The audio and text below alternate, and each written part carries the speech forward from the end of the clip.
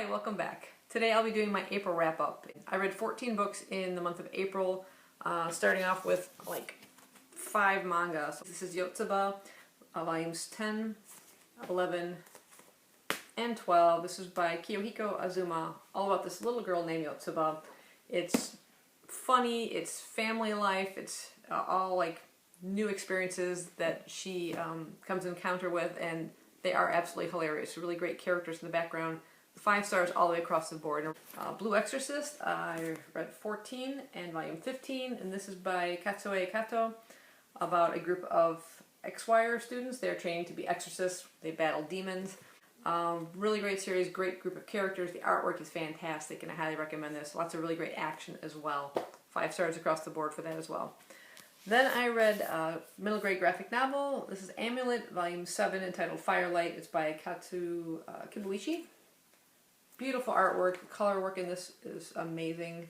Our main character, Emily, here, you find some really interesting revelations at the end of this book. Some really amazing changes have happened to her, and I can't wait for the next volume, which it might be a while since this one only recently just came out.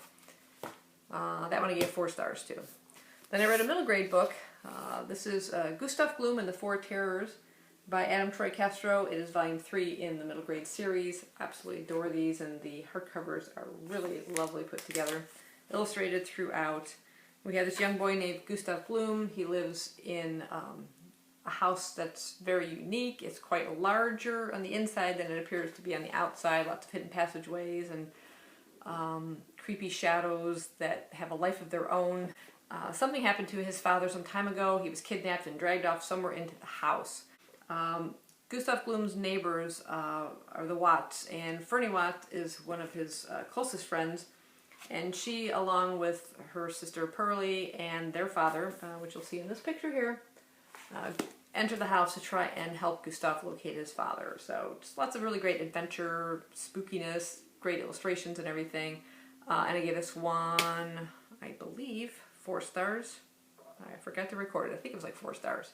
Next up, I read Walk in the Woods by Bill Bryson, and it is about his journey along with an old school friend by the name of Stephen Katz as they try to tackle the Appalachian Trail. Now, Stephen Katz appeared in one of his other books, Neither Here Nor There, when the two of them, some 25 years prior to this adventure, traveled across Europe, and I enjoyed that one much more. I have to say, even though this is one of his more well-known books, I didn't enjoy it as much as all the other ones I have read. I think what was lacking for me was encounters with other people. And that's where a lot of the humor and the real intrigue comes from these people. They're quite little characters of their own, and it brought a lot of humor to his writing. In this case, some of the interactions with Katz and some of the people they meet on the trail, including sort of bossy Mrs. Know-It-All, who seems to want to tell them they are doing everything absolutely wrong, even though she is totally clueless and shouldn't be out on the trail on her own either.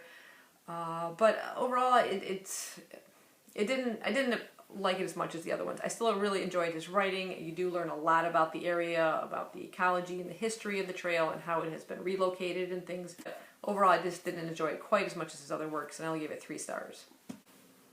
Next up was J.K. Rowling's The Casual Vacancy. This is a book I had sitting on my shelf for quite some time after I initially bought it, because I started hearing kind of bad reviews, people not liking it, saying a lot of the characters were unlikable. They didn't like the story, and that kind of worried me, and I didn't want that to kind of influence my opinion of it, so I literally sat there for, when did this first come out? Quite a few years, probably. But I finally decided to pick it up and go ahead and read it, and I actually liked it. It's a very character-driven story, not a plot-driven story. It's about a small town named Pagford, and at the beginning of the story, Barry Fairbrother, a member of the parish council, dies very suddenly, leaving an opening spot on the council. And there's a big vote coming up for a plot of land known as the Fields that kind of borders Pagford and another town, and what it's going to be used for, whether they should sell it off, or what should be done with it. And a lot of people in the town are now vying for that position, each with different positions on the fields, and a lot of people that kind of don't want various people to be in the commission. So it's a lot about their families and their personal lives, and the author really fleshes out each and every character. I will say that, yeah, not many characters are very likable, with the possible exception of Barry's widow. One character that kind of intrigued me and I was kind of rooting for was a young girl named Crystal. She's a high school student, has a younger brother that she's pretty much taken care of as best as she can, but they live with their mother, who is addicted to addicted to all sorts of drugs, and Child Protective Services keeps coming in, and I think Crystal makes a lot of bad decisions throughout the book in an effort to, in a way, try to protect her brother and keep her family together so that they're not pulled apart by the Child Protective Services and stuff. But I found the stories intriguing and each of the characters intriguing, and how things were going to play out for them, and it kept me wanting to keep reading. So overall, I'd say I liked the story, and I gave it 4 stars. Next up is a classic, Howard's End by E.M. Forster. This is a book I listened to on audio. It basically centers around 3 families in 3 different classes of society. We have the Wilcox family, headed by Henry and his wife. They have 2 older sons and a younger daughter. Then we have the Schlegel family. We have the eldest daughter, Margaret, also known as Meg, her younger sister, Helen, and they have a younger brother, and their aunt is sort of the head of the family. And then we have the Bast family with Leonard Bast and his wife. The story opens up with Helen Schlegel sort of misunderstanding situation with the younger Wilcox son, thinking that he's about to propose marriage. The Schlegel aunt goes up to meet the Wilcox family, only to find out that the entire situation is a misunderstanding. It causes sort of confusion and embarrassment all around. The families try to keep their distance, but they seem to keep meeting up and interacting, and they keep coming into each other's circles. And then we have the Bast family, Leonard Bast.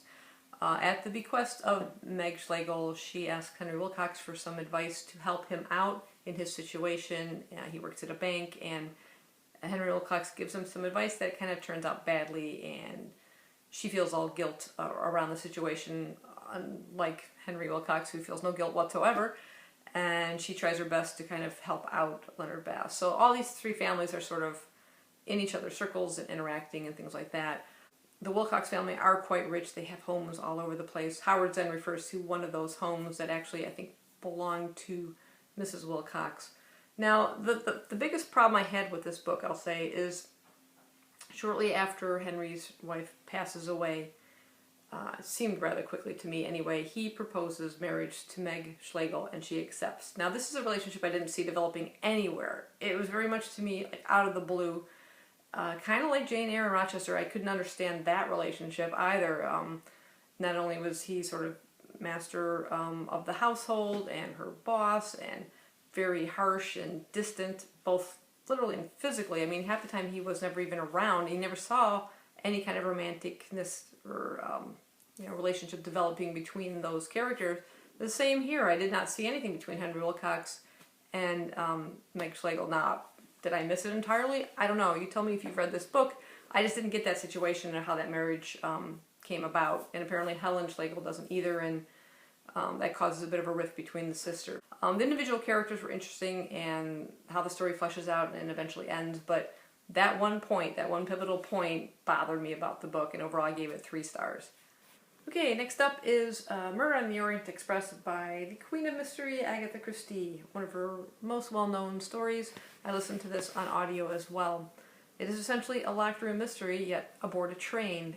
This is the Orient Express. It comes to a grinding halt, stuck in the middle of the snow in the Balkans, and on board is Hercule Poirot, the great detective.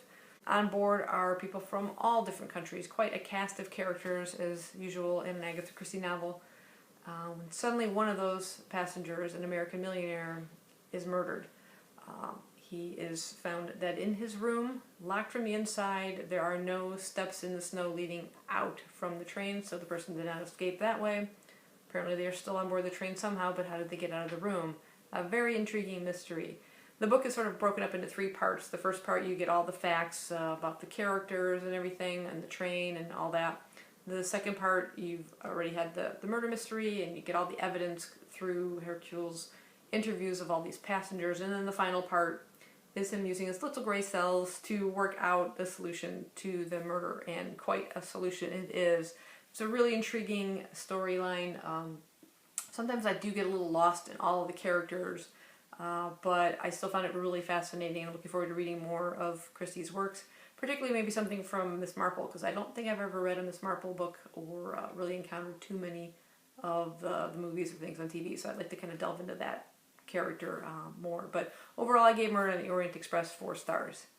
Next I read Frozen Charlotte by Alex Bell. This is one of the books in the Red Eye series, all YA horror. They're all individual standalone books. In fact, I have another one ready to go over here called The Haunting, also by Alex Bell.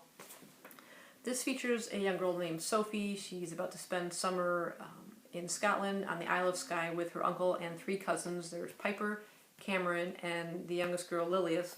There was a 4th cousin named Rebecca, but she died mysteriously a short time ago at the age of 7. She doesn't really know a lot of details about it, but is hoping to uncover a bit more information, because just prior to her trip, she and her friend Jay were messing around with a Ouija board. Not recommended. But they tried to contact Rebecca's ghosts, and lots of weird stuff happened. I won't go into detail, but when she goes to the island, she's kind of looking for answers. Once she's there, the cousins, everyone's kind of weird. You just don't know who to trust, or even her. Is she seeing things? Is she imagining things? Is stuff really happening? The house itself is a little spooky as well. It was formerly an old girls' school, and left behind are these weird dolls known as Frozen Charlottes. Apparently Rebecca used to play with them, and Piper still does, has some around. They are creepy. Just like clowns, they are creepy, and play a rather important part in the story. So I loved it. I thought it was awesome. It had a surprising twist I wasn't expecting. It kept me entertained through the whole time. I highly recommend this. I can't wait to kind of delve into this other one or some of the other ones in this Red Eye series. I highly recommend them. I gave that one 4 stars.